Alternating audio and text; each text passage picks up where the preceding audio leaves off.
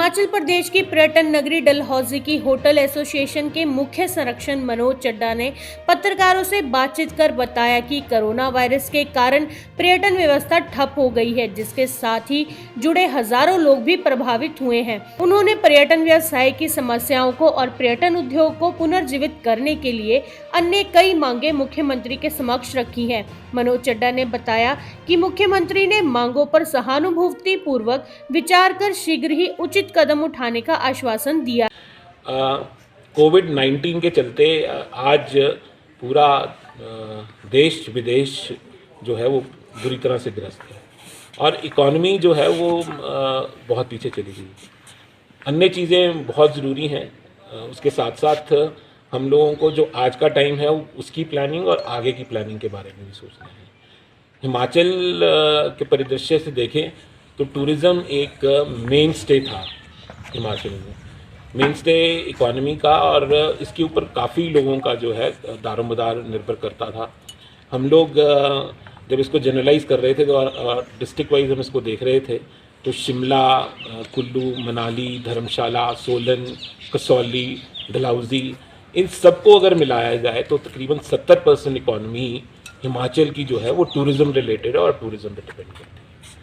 आज जिस स्थिति पर हम लोग टूरिज़्म इंडस्ट्री के स्टेक होल्डर्स से मैं सिर्फ होटलियर्स की बात नहीं करूँगा, उसमें हम लोग होटल वाले हैं, हम लोग रेस्टोरेंट वाले हैं, हम लोग टैक्सी वाले हैं, हम लोग फोटोग्राफर्स हैं, हम लोग ट्रैकिंग वाले हैं, गाइड हैं, जॉर्बिंग वाले हैं, एडवेंचर एक्टिविटीज़ वाले हैं, मतलब मैनी फोल्ड लोग इसके अंदर इन्वॉल्व हैं।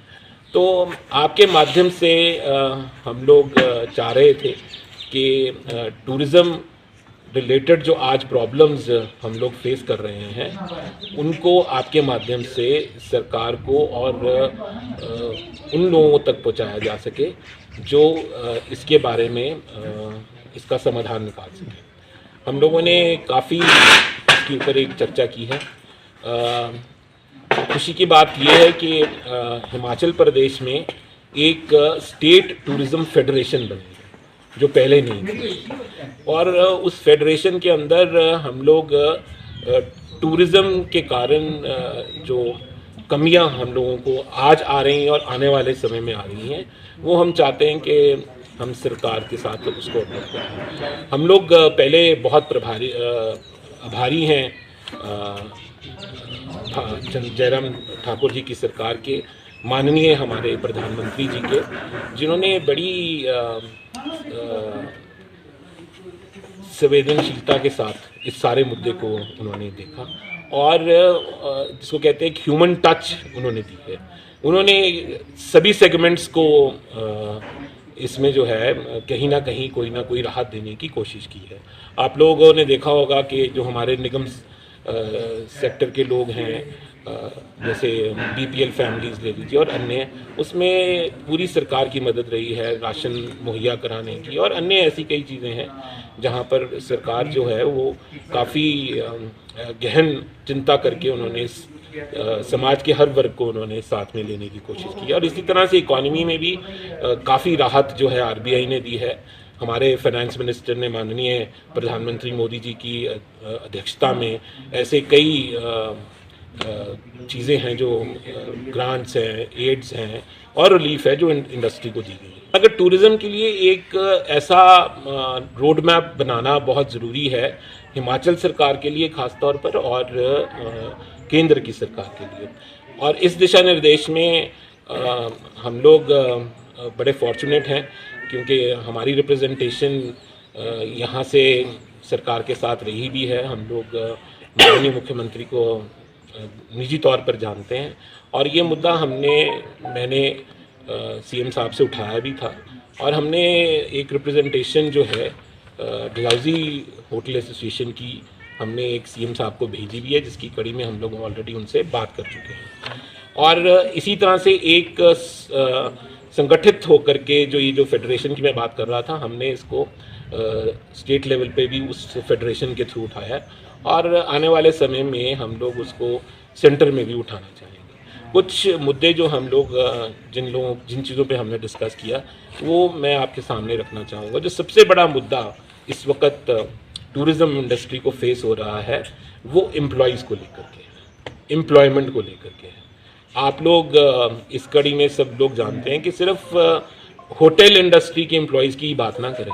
हम लोग ट्रैवल ट्रेड में, चाहे वो ट्रैवल एजेंट हैं उनके एम्प्लॉयज़ हों, चाहे टैक्सी ड्राइवर हैं, चाहे वो बस ड्राइवर हैं, चाहे वो कुली हैं, चाहे वो एडवेंचर एक्टिविटीज़ से रिलेटेड हैं, चाहे वो सेल्फ एम्प्लॉयड हैं या उन्होंने एम्प्लॉयमेंट दी हुई है।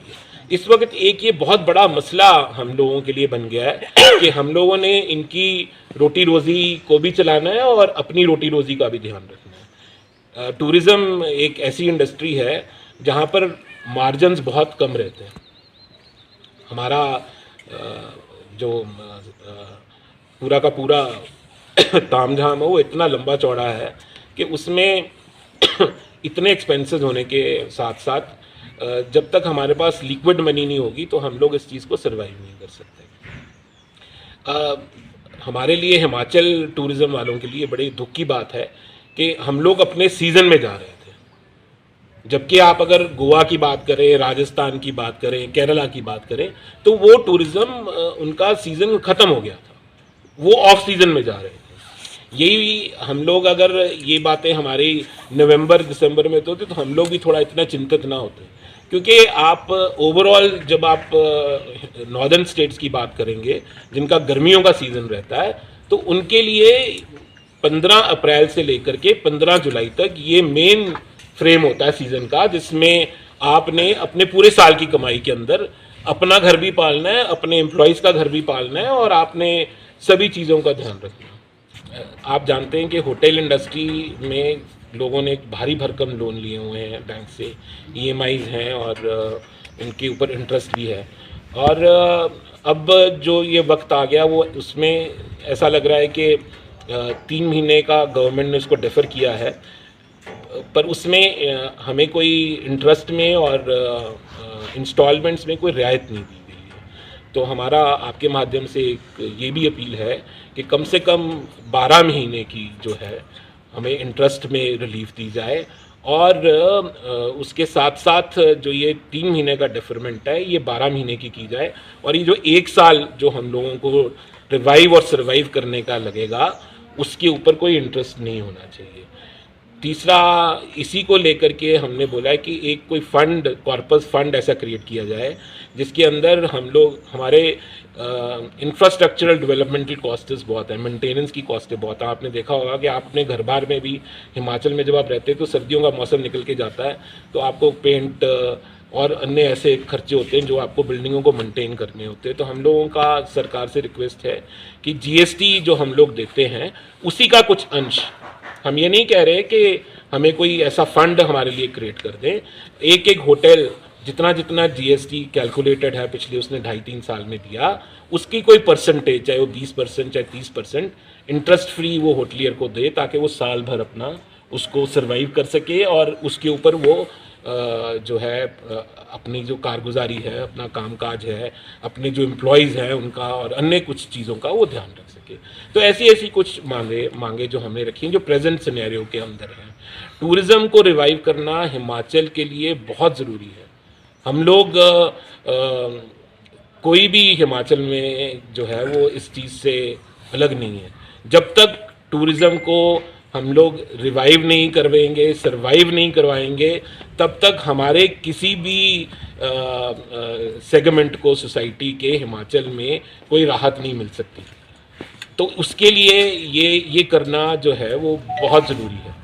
और उसके साथ साथ हम लोग, अगर आप देखें तो अन्य जो कार्य यहाँ पर चलते हैं, चाहे वो कंस्ट्रक्शन का काम है, चाहे वो लेबर रिलेटेड है, चाहे कोई अन्य ऐसे वर्ग हैं जो डायरेक्टली टूरिज़्म से रिलेटेड नहीं होंगे पर वो इनडायरेक्टली टूरिज़्म पे डिपेंडेंट है, तो उनको भी इस चीज़ के बारे में सोचना पड़ेगा। इस वक्त जो रेवेन्यू की बात करें तो तकरीबन हिमाचल में जो मुख्यमंत्री जी की अपनी स्टेटमेंट थी कि 450 करोड़ का नुकसान 1 महीने के अंदर हिमाचल रेवेन्यू को हुआ है। उसमें एक्साइज भी हो सकता है, उसमें GST भी हो सकती है, उसमें कुछ अन्य चीज़ें भी हो सकती हैं। क्योंकि आपने देखा होगा कि इस वक्त रोड टैक्स भी कलेक्ट नहीं हो रहा, एक्साइज में ठेके बंद हैं, लिकर वेंड्स बंद हैं, होटलों का जीएसटी नहीं आ रहा, रेस्टोरेंट्स का नहीं आ रहा। तो अगर आप सारे को देखो तो ओवरऑल इंडस्ट्री और एग्रीकल्चर और हॉर्टिकल्चर का देखें तो उनका कोई रेवेन्यू से रिलेशन कोई नहीं है। आप लोग सब जानते हैं कि हमारे सरकार ने total agriculture and horticulture related activities और इनकम को टैक्स से माफ़ किया हुआ, चाहे वो इनकम टैक्स है चाहे वो जीएसटी है। तो ये 450 का सेगमेंट है, ये बिजनेस जनरेटेड ही है।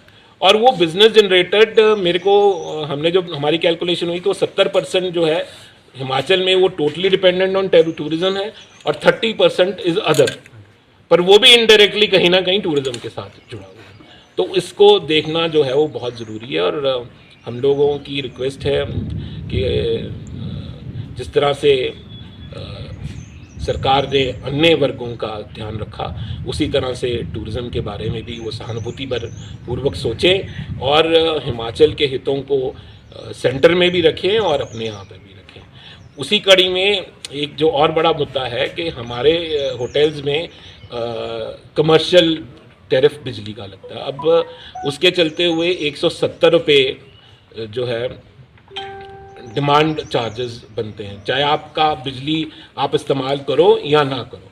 तो हमारे यूनिट्स में कहीं पे भी 150-200 से कम किलोवाट का लोड फैक्टर नहीं है। तो अगर आप उसको कैलकुलेट करो तो कोई भी होटल जो बंद भी पड़ा है तो उसको 35-40 हज़ार रुपये का बिजली का बिल ही आएगा। तो हमारी आपके माध्यम से सरकार से ये भी मांग है कि ये जो पीरियड लॉकडाउन का है इसमें जो डिमांड चार्जेस हैं इनको ख़त्म कर दिया जाए और जो हमारे रेलेवेंट चार्जेस जो मीटर के ऊपर बिजली के आते हैं वो लिए जाएं। और जब तक ये लॉकडाउन रहता है ये कमर्शियल की जगह इसको डोमेस्टिक रेट किया जाए। तो मैं समझता हूँ कि हमारे अगर हमने कोई ऐसी अनफोर्सीन या अनवांटेड डिमांड्स जो हैं वो सरकार की तरफ नहीं रखी हैं। और बड़ी खुशी की बात है कि हमारे मुख्यमंत्री वो इस बात को समझते हैं और उन्होंने पूरा आश्वासन जो है हमारी एसोसिएशन को, हमारी फेडरेशन को दिया है कि हम लोग इसके बारे में सोचेंगे और इसके बारे में डेफिनेटली करेंगे। मगर मेरी आपके माध्यम से रिक्वेस्ट है कि इसके बारे में जल्द से जल्द सोचना पड़ेगा और जल्द से जल्द कुछ करना पड़ेगा।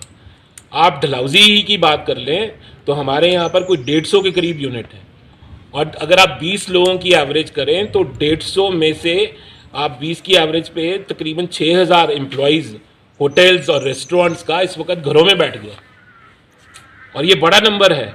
हमें उनकी घरों की भी चिंता करनी है, हमें उनकी रोटी रोजी की भी चिंता करनी है, उसके साथ साथ हमें इस सेक्टर को रिवाइव करना है।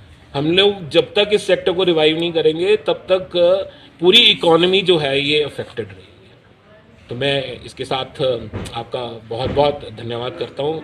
आप ये मुद्दा सुर्खियों में उठा करके सरकार के समक्ष रखेंगे और टूरिज्म को रिवाइव करने के लिए आप। डलहौजी से सुभाष महाजन की report, live Amritsar. Live Amritsar को लाइक करें, फॉलो करें और सब्सक्राइब करें। नोटिफिकेशन के लिए बेल आइकन दबाना ना भूलें। आपका हर कमेंट हमारे लिए प्रोत्साहन का काम करता है।